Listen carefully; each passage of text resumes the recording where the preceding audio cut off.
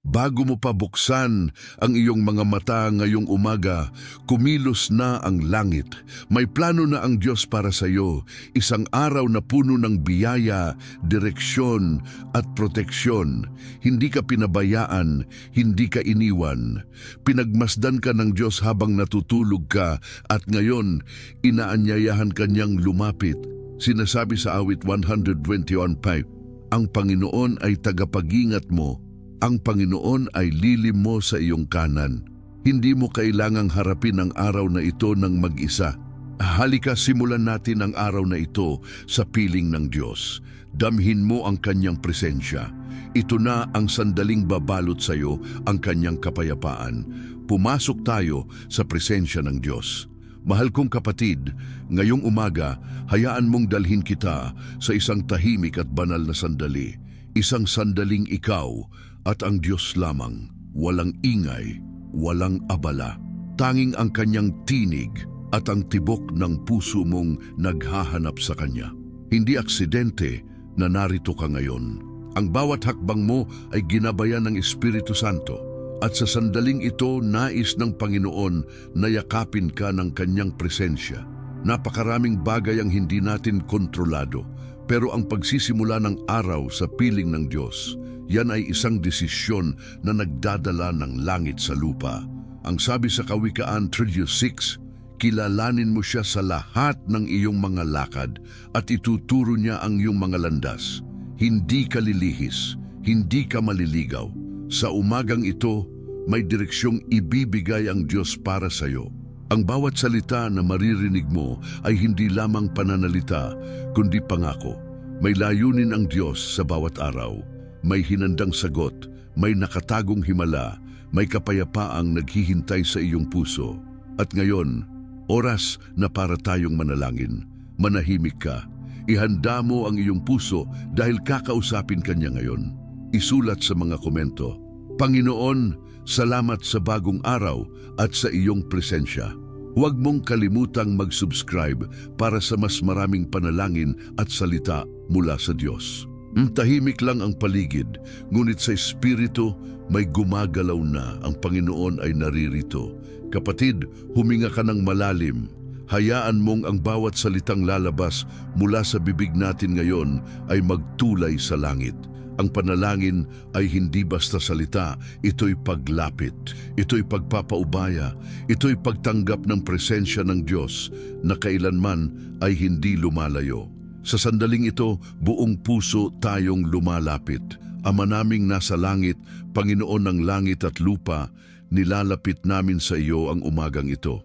Niluluhod namin ang aming mga puso, hindi dahil kami karapat-dapat, kundi dahil ikaw ay tapat. Hindi kami lumalapit dahil perpekto kami, kundi dahil alam naming ikaw ang aming kanlungan. Salamat po sa hininga, sa bagong araw, sa liwanag ng araw na ito. Hindi lahat ay muling nagising, ngunit kami po ay binigyan mo ng panibagong pagkakataon.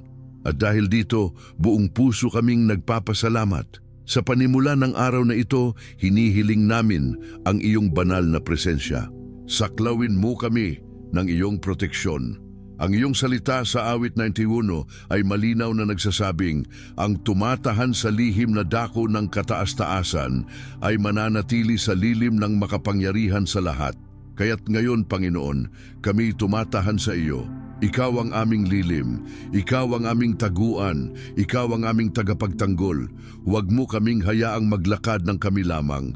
Nais naming umpisahan ang araw na ito na nasa ilalim ng iyong pag-iingat. Panginoon, sa bawat hakbang na aming tatahakin ngayon, ikaw nawa ang mauna.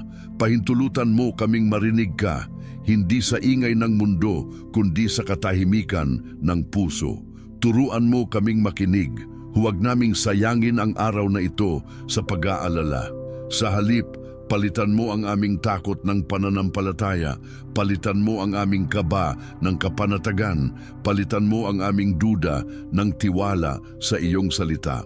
Gusto po naming maranasan ka, hindi lamang sa simbahan, kundi sa bawat lugar na aming pupuntahan. Sa trabaho, sa kalsada, sa paaralan, sa loob ng tahanan. Nais po naming maramdaman na ikaw ay naroroon. Ikaw ang Diyos na sumasama, ang Diyos na hindi napapagod bantayan kami, ang Diyos na kahit kami natutulog, patuloy na gumagawa sa aming kapakanan. Panginoon, yakapin mo po kami ngayon. Sa bawat anak mo na nanonood ngayon, dalangin namin ang iyong pagkilos. Alam mo po kung sino ang nangangailangan ng kagalingan. Hipuin mo po sila. Alam mo kung sino ang may dinadalang mabigat na pasanin. Dalhin mo po iyon. Sa mga nalilito kung saan tutungo, magbigay ka ng liwanag. Sa mga nawalan ng sigla sa pananalangin, sindihan mo pong muli ang apoy sa kanilang espiritu. Hindi po namin kaya ang buhay ng wala ka. Kaya't sa araw na ito, binibigkas namin ang iyong pangalan, Jesus. Jesus, tulungan mo kami. Jesus, bigyan mo kami ng direksyon. Jesus, samahan mo kami. Jesus, ikaw ang aming proteksyon. Hindi tao, hindi pera, hindi posisyon, ikaw at ikaw lamang. Sabi mo sa Jeremias 29:11, sapagkat nalalaman ko ang mga iniisip na aking iniisip tungkol sa inyo, mga iniisip ng kapayapaan at hindi kasamaan, upang bigyan kayo ng pag-asa at magandang kinabukasan. Kaya't kahit may hindi kami naiintindihan, nagtitiwala kami, sapagkat ikaw ang may plano, ikaw ang may layunin. Panginoon, kami po ay humihingi rin ng kapatawaran. Sa aming mga pagkukulang, patawarin mo po kami. Sa aming pagiging makasarili, sa aming mga nasabing hindi maganda, sa mga pagkakataong mas pinili namin ang aming gusto kaysa ang iyong kalooban, linisin mo kami, puspusin mo kami ng iyong Espiritu Santo. Huwag mo kaming hayaan na manatiling pareho. Baguhin mo kami mula sa loob, Panginoon. Nais naming maging daluyan ng iyong liwanag sa mundo. Gamitin mo kami upang maging pagpapala sa iba. At habang kami naglalakad sa gitna ng mundo, palibutan mo kami ng iyong mga anghel. Anghel na magbabantay sa amin sa daan. Anghel na magpoprotekta sa amin laban sa mga plano ng kaaway. Anghel na magpapaalala sa amin ng iyong salita. Sinasabi sa awit 34:7, ang anghel ng Panginoon ay humahantong sa palibot ng nangatatakot sa Kanya at inililigtas sila. Kapatid, hindi ka nag-iisa. Habang ikaw ay nananalangin ngayon, may mga espiritual na bagay na nangyayari na hindi mo nakikita. May proteksyon na bumababa. May kapayapaan na pumapalibot sa iyong tahanan. May bagong simula na binubuksan ng Diyos para sa iyo. Kaya't sa araw na ito, Panginoon, tinatanggap namin ang iyong kapayapaan. Tinatanggap namin ang iyong pagmamahal. Tinatanggap namin ang iyong kalooban. Hindi namin alam ang buong plano, ngunit sapat na ang malaman naming kasama ka namin. Punuin mo ang bawat oras ng araw na ito ng iyong presensya. Maging kalakasan ka namin sa oras ng kahinaan. Maging ilaw ka namin sa gitna ng dilim. Maging tinig ka namin sa oras ng katahimikan. Sa bawat desisyon naming gagawin, naway ikaw ang aming marinig. Sa bawat taong aming makakasalamuha, naway makita nila si Kristo sa aming mga mata. Sa bawat pagsubok, sa bawat hamon, hindi na kami matatakot, sapagkat ikaw ay Diyos na sumasama, Diyos na nagpapagaling, Diyos na nagbubukas ng pinto, Diyos na nagpoprotekta, Diyos na tapat sa lahat ng oras. Ngayong umaga, inilalagak namin sa iyo ang aming puso. Itinatagubilin namin ang aming pamilya, ang aming trabaho, ang aming kalusugan, ang aming kinabukasan. Ikaw na ang manguna, Panginoon. Gamitin mo kami bilang iyong ilaw. Itaas mo kami mula sa pagkakalugmok. Iangat mo kami mula sa pagkadapa. At higit sa lahat, hawakan mo ang aming mga kamay at huwag mo kaming pakakawalan. Salamat sa panibagong pag-asa. Salamat sa proteksyong hindi natutulog. Salamat sa Diyos na laging narito. Salamat sa Diyos na tumutugon sa mga panalangin. Ito ang araw na ginawa ng Panginoon. Kami ay magagalak at magpapasalamat. Sa pangalan ni Jesus, Amen. Kung naramdaman mong tumago sa puso mo ang panalangin na ito, isulat sa mga komento. Panginoon, samahan mo ako buong araw. Kung gusto mo rin ipagdasal ang isang mahal sa buhay, banggitin mo ang kanilang pangalan sa komento at sama-sama nating idudulog sa Diyos. Huwag mong kalimutang mag-subscribe upang bawat umaga sabay nating simulan ang araw kasama ang Diyos. Mahal kong kapatid, habang nananalangin tayo kanina, may kapayapaang hindi kayang ipaliwanag na bumaba sa ating mga puso. At ngayon, nais kong dalhin ka sa isang kwento mula sa salita ng Diyos. Isang kwento ng direksyon, lakas at proteksyon mula sa Panginoon. Ang kwento ng isang lingkod na tulad natin, may takot, may tungkulin, pero pinili ng Diyos para sa isang misyon, si Josue. Si Josue ay hindi nagsimula bilang pinuno. Siya ay lingkod ni Moises, tahimik, sumusunod at matapat. Ngunit nang namayapa si Moises, sinabi ng Diyos kay Josue, "Ikaw na ang mamumuno sa aking bayan."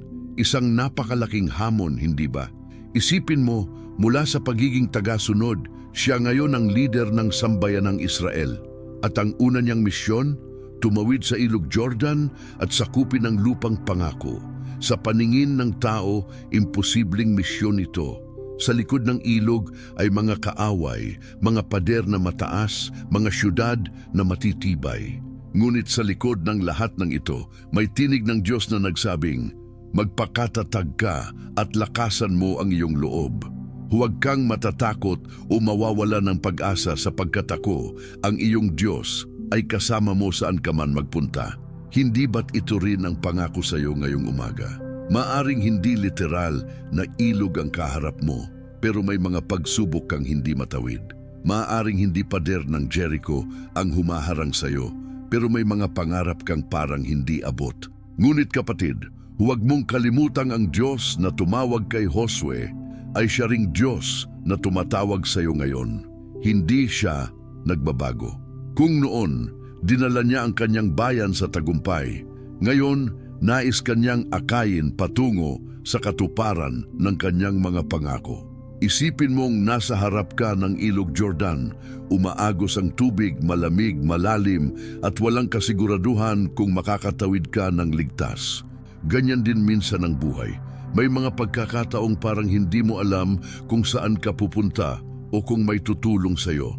Pero gaya ni Josue, hinihingi ng Diyos sa atin ang tapang, hindi tapang na galing sa ating sarili, kundi tapang na nakaugat sa tiwala sa Kanya.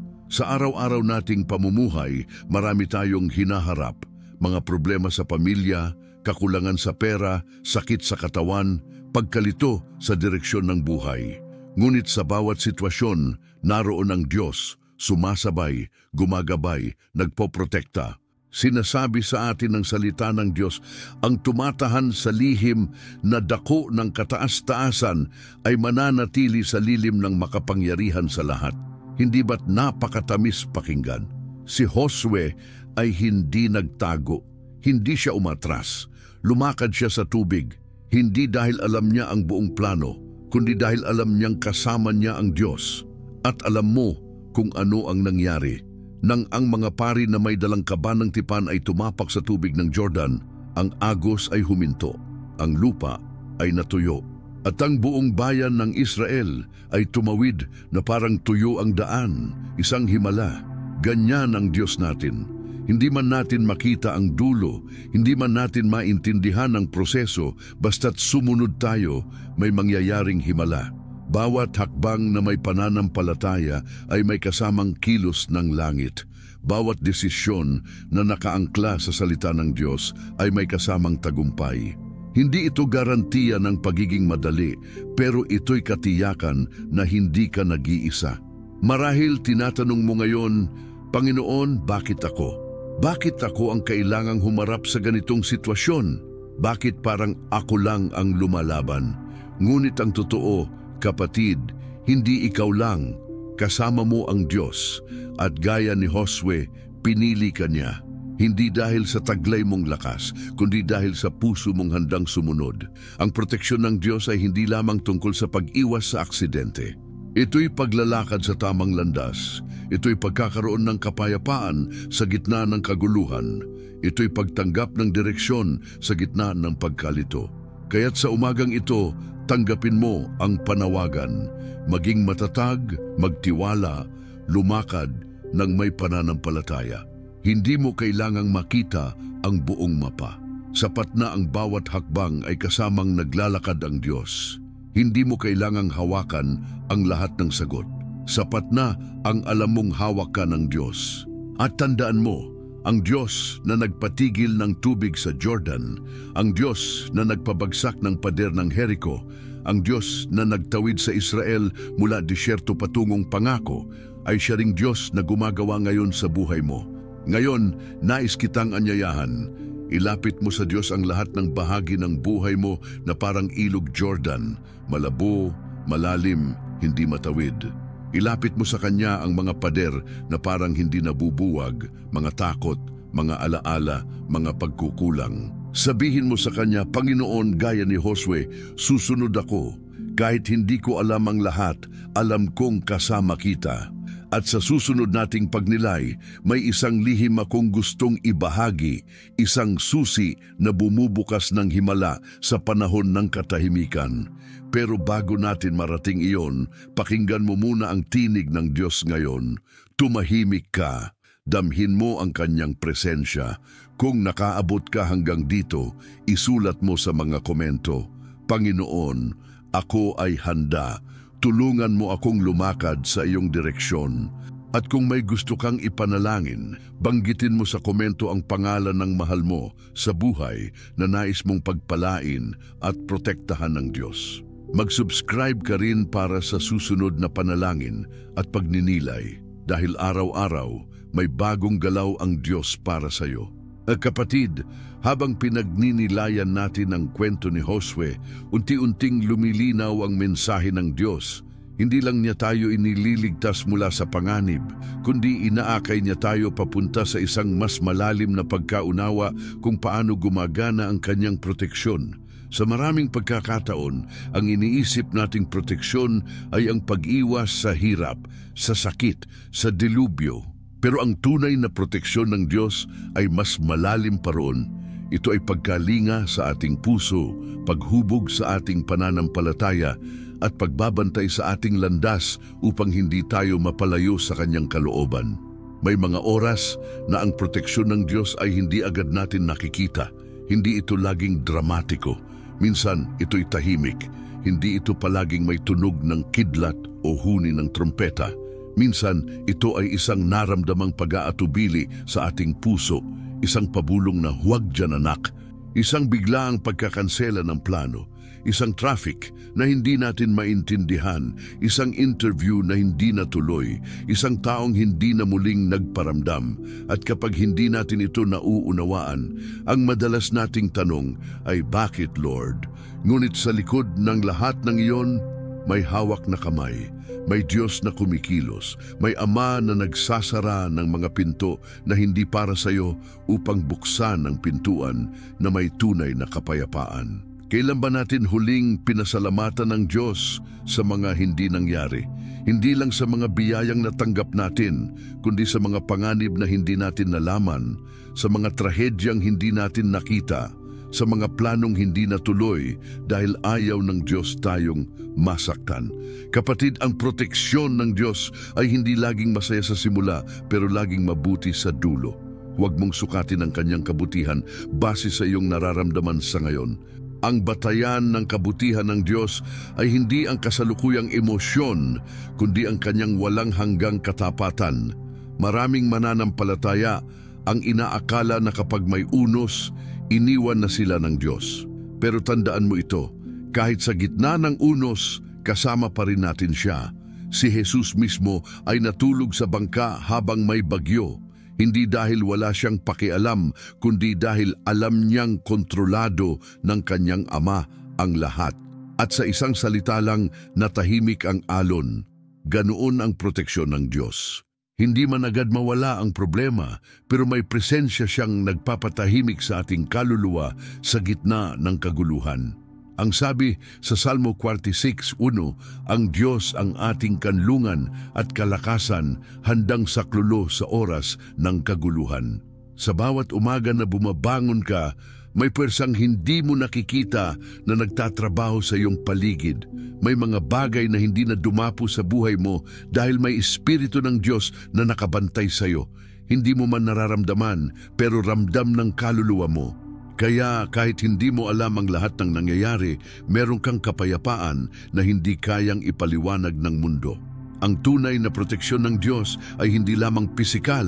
Ito ay proteksyon sa iyong pananampalataya, sa iyong damdamin, sa iyong direksyon.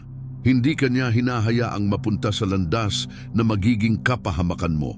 Kaya minsan, kung akala mo hindi niya sinasagot ang panalangin mo, baka sinasagot niya iyon sa paraang hindi mo lang inaasahan.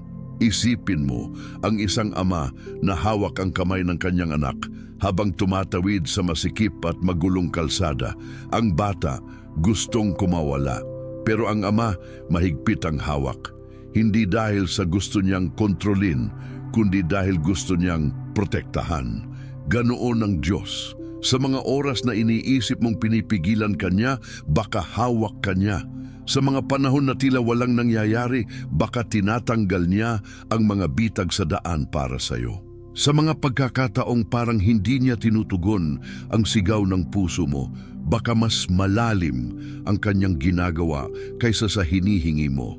Ang mga pagpapala ay hindi laging nasusukat sa mga bagay na nakikita ng mata.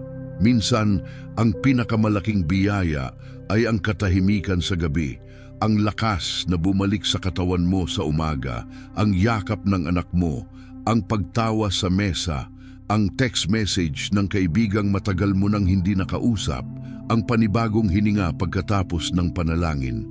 Proteksyon ito, biyaya ito, ilaw ito sa madilim na landas.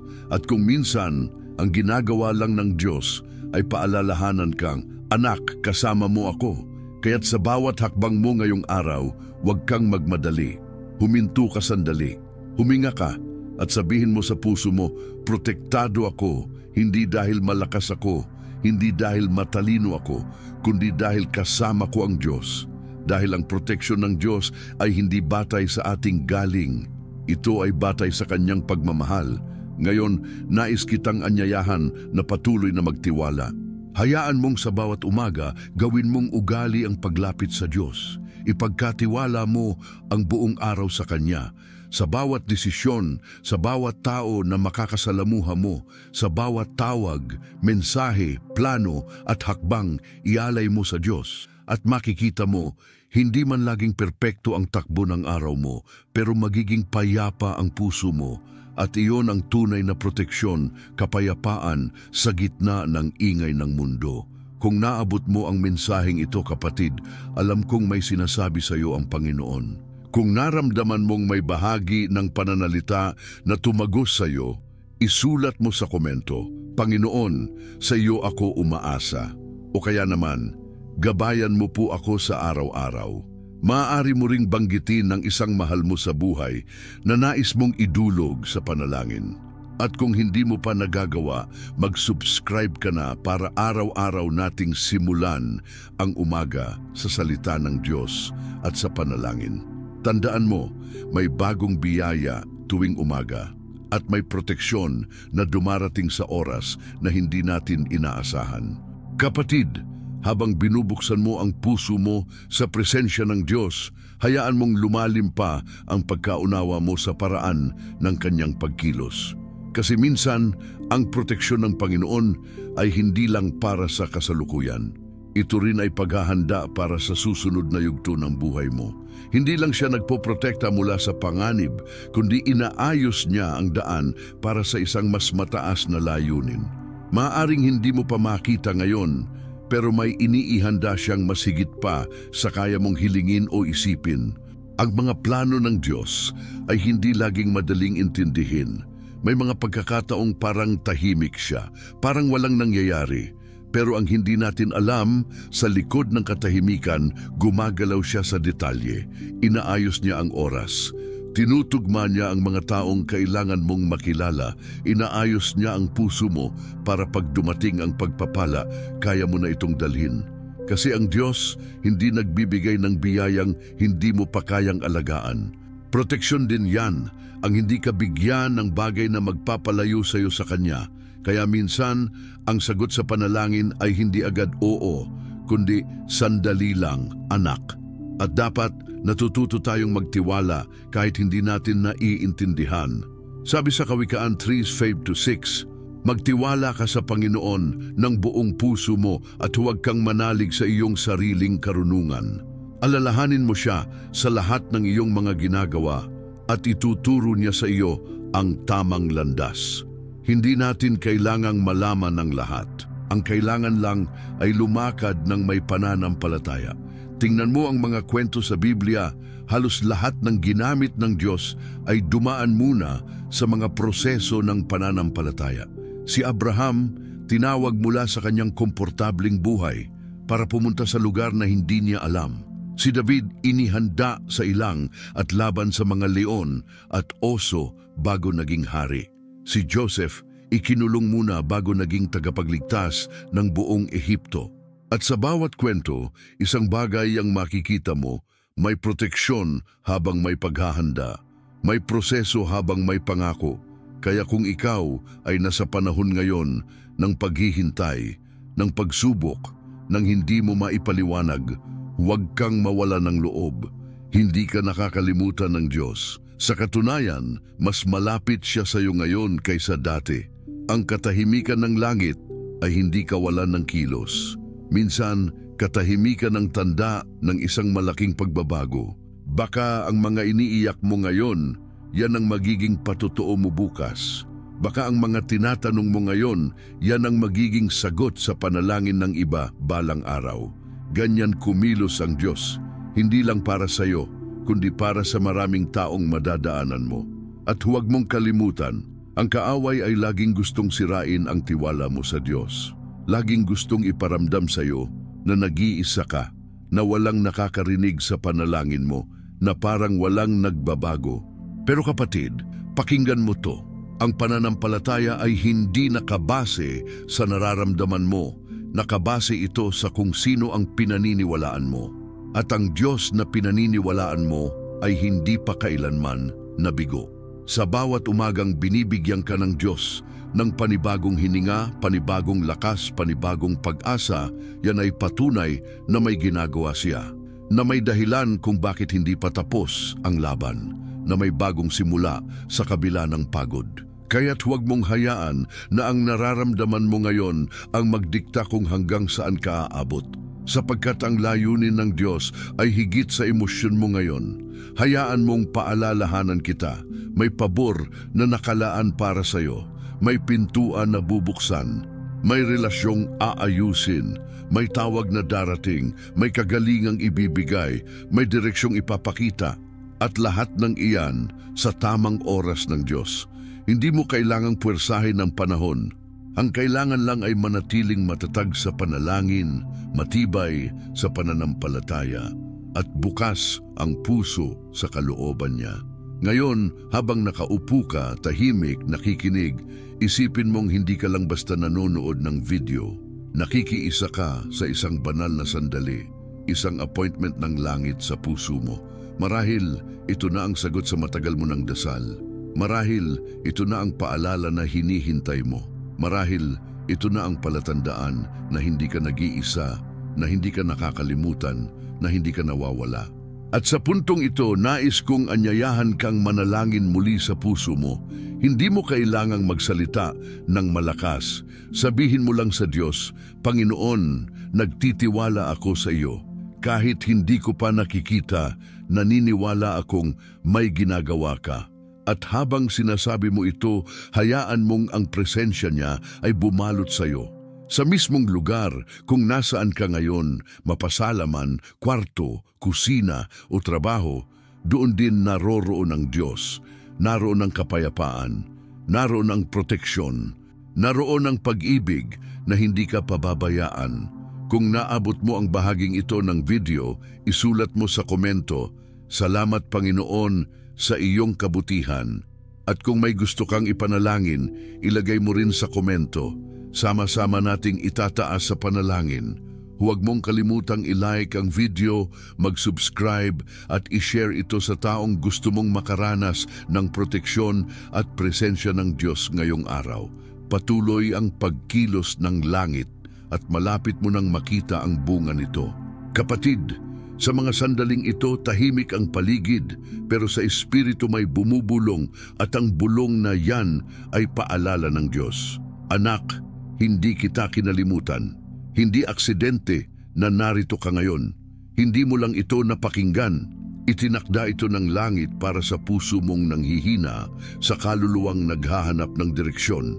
Ang bawat salitang narinig mo ngayon, bawat pangakong binitawan ng Diyos, ay binhi ng pananampalatayang mag-uugat sa puso mo at sa tamang panahon mamumunga ng tagumpay.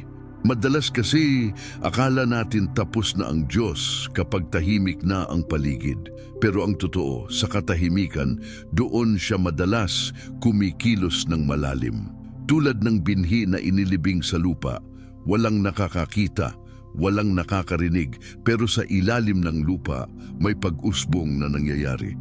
Ganyan din ang ginagawa ng Diyos sa buhay mo.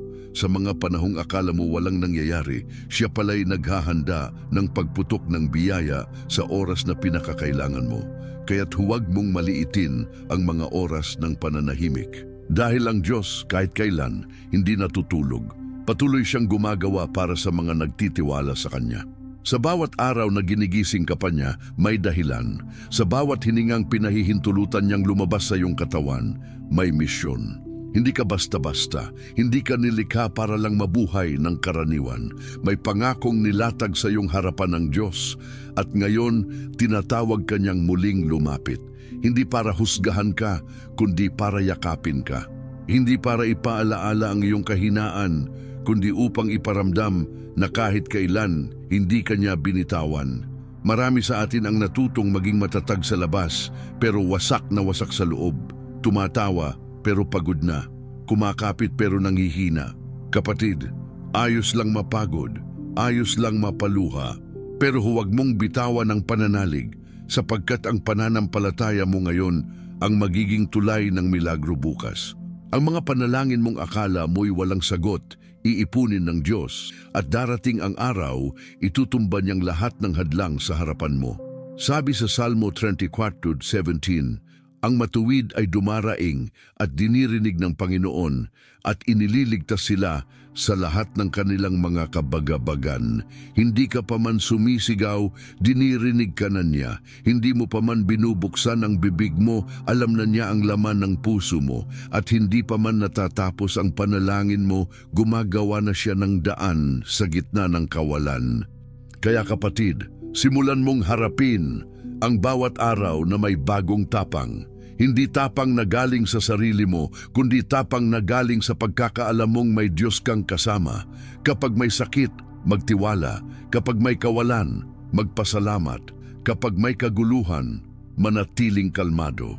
Sapagkat ang Diyos na kasama mo sa dilim ay siya ring Diyos na magdadala sa iyo sa liwanag. Alalahanin mo, wala sa laki ng problema ang sukatan ng tagumpay. Nasa laki ng pananampalataya at tibay ng pagtitiwala sa Diyos. Ang tunay na tagumpay ay hindi lang nakikita sa resulta, kundi sa katapatan mong kumapit kahit walang kasiguraduhan. Sapagkat sa mundong ito, laging may bagyo. Pero ang sinasamahan ng Diyos, laging may kapayapaan kahit nasa gitna ng alon.